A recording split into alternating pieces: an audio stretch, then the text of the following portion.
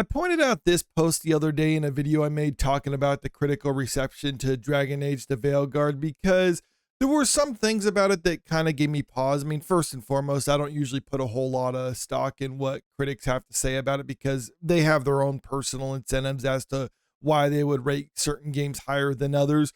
But also, just with the fact that BioWare was waiting so long before they lifted the review embargo, that's usually an indicator that they don't have a whole lot of faith in their game if they're going to make it where people have to wait till the 11th hour before they can see what critics have to say about it. And also, there was a lot of talk about how they're being very selective over who they're giving review codes to.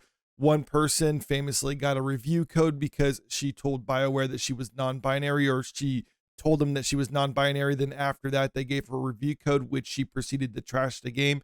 Other streamers who did get a hold of review codes for it, who would ordinarily be more friendly to it, were also giving scathing reviews. So I was saying to wait until the audience score comes out before we can make a determination whether or not the game is good. And we just now got those, and it's really not looking too good for Dragon Age the Veilguard. As you can see, like I pointed out before, 84 on Metacritic for critics, so the critics seem to love it, but audiences, that's a whole other story. 2.6 is actually pretty low. I think that's one of the lowest for the whole Dragon Age franchise. I went back, looked at previous ones. Obviously, Dragon Age Origin is the best one in the franchise. I don't think, well, maybe there's some people who argue that. That's just my personal opinion. Dragon Age 2, yeah, even the Veilguard's worse than Dragon Age 2, and that's one that a lot of people hated when it came out. Dragon Age Inquisition, that was a mixed one for me personally. Kind of like, I mean, I'm pretty reflective over what this says right here, but critics seem to like that. But yeah, the Veilguard, this one is not doing too well. And I know some people are probably going to say it's like, well, these are just people review bombing it, and that's why it's doing so badly. It's like, well, is that really the case? Because even jumping over to the Steam charts right now, you can see 77,000 peak. That was yesterday. As of time of recording this video, it's around 60,000, which, okay, I mean, that's not nothing, and it's still kind of early when I'm recording this, so we're probably going to expect this to peak today a little bit higher, but still, that's not a whole lot of people playing this game after being out for a couple of days now. You would think that this would probably be in the hundreds of thousands at this point, but for at least for a title this size, but apparently people just are choosing to pass this one up. We have this article right here from that Park Place that pointed out even Monster Hunter Wilds is getting more people to play it during their beta on Steam. Shows the numbers here. Okay, so this was written yesterday, and you can see the peak on for Dragon Age, not too good. Meanwhile, Monster Hunters, several 100,000. Now, this does point out, though, that this is a free beta, so people are obviously going to be playing something when it's free like this, but still, the fact of the matter is this has significantly more people playing Dragon Age than... so it's really not a good sign for that when you all things considered. This other post I found on X pointing out some of these other major titles and what their... charts were like after the first couple of days, and you can see Starfield 330,000, over 1 million for Cyberpunk, Baldur's Gate 8.7 or 875,000, quarter million or so for Dragon's Dogma.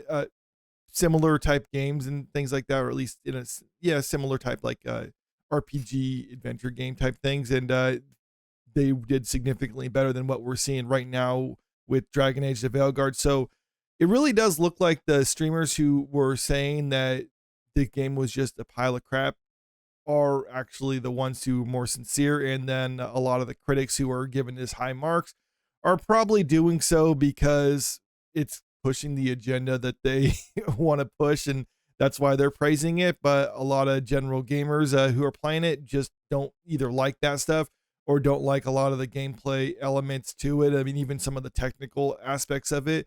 This article from Forbes is kind of breaking down what are some of the problems with it. Dragon Age the Veilguard's clumsy, preachy political messaging does more harm than good. I thought that was kind of interesting seeing this come out of Forbes, but I mean, that's the world we live in right now. Now, the author of this article says that they didn't really have anything against that stuff personally, and they thought it was fine to include a lot of those elements. There's this famous scene right here. I think a lot of people have seen this going around, where basically repenting for misgendering someone and all that other stuff right there, and has to make some type of big show about the whole thing. Some people might be okay with that, but most gamers are just using this as an example to point out, like, look how overtly woke the game is. They literally stop what they're doing in the middle of the scene just so they can kind of preach to the audience right there before they get back to what they're doing. And that's something that turns off a lot of gamers.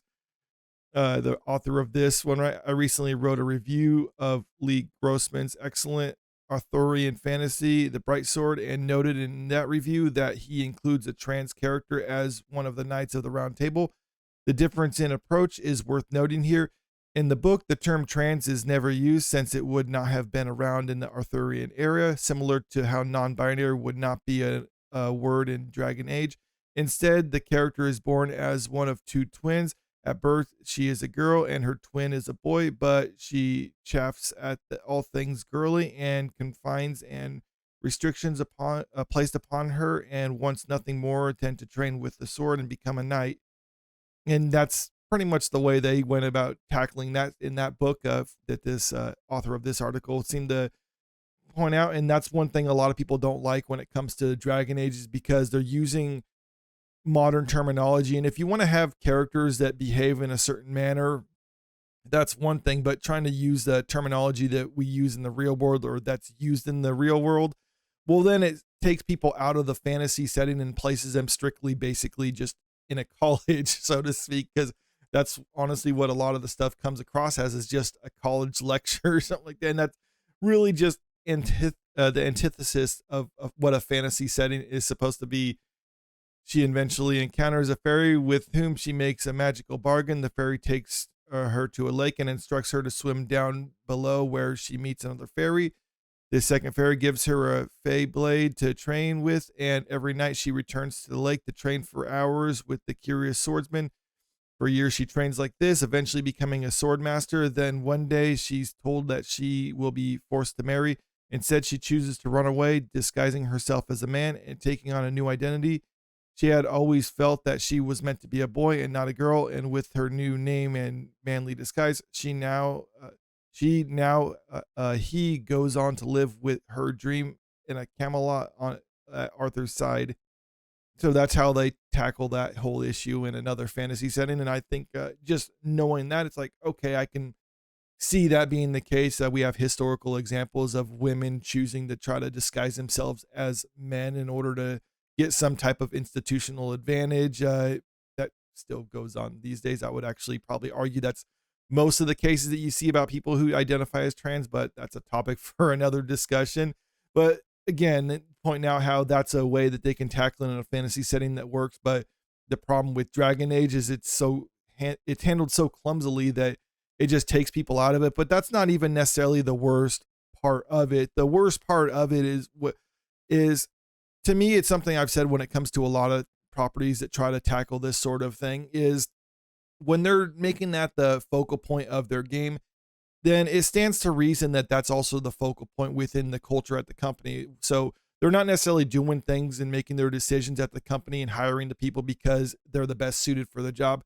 They're hiring people for certain positions and certain roles within the company because they check the right boxes. They're not necessarily interested in hiring the best people. They're just wanting to hire the best people for pushing a certain agenda. And that's not really the recipe for having the best team to make a game like this. So when a lot of people are pointing out like, oh, well, no, it's not bad because of these woke elements added in the game. It's bad because of certain technical issues with it, or certain design elements or certain writing and other things like that. It's like, yes, I could agree with that with 100% certainty. But that's because they're not hiring the best people to do that job. They're hiring the best people that are fit within this box. And even though they might actually be the best in that particular category, it's not the best people overall working at the company. And that's why games like this failed.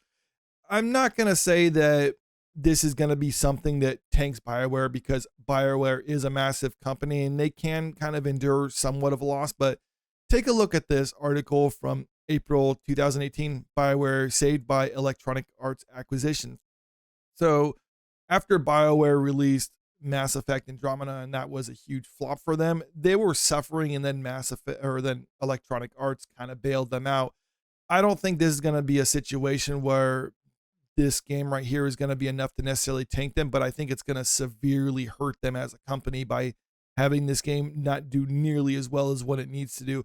I am curious what the final sales numbers are going to be, or at least after like the first month or so, what we're going to see coming from it. But right now, it's looking pretty bad for Dragon Age to Veilguard. But let me know what you think about all this in the comment section below. Do you think the game's going to do fine? Do you think it might not be as well as some of the other ones, but it's still going to be good enough for BioWare? Or do you think this is just going to be another flop for them, similar to what we're seeing coming out of Ubisoft right now? And also, if you haven't already, make sure you click that subscribe button if you want to stay up to date with the latest entertainment news. And don't forget to click that like button and share this video out there because it really helps out with the channel. Thank you.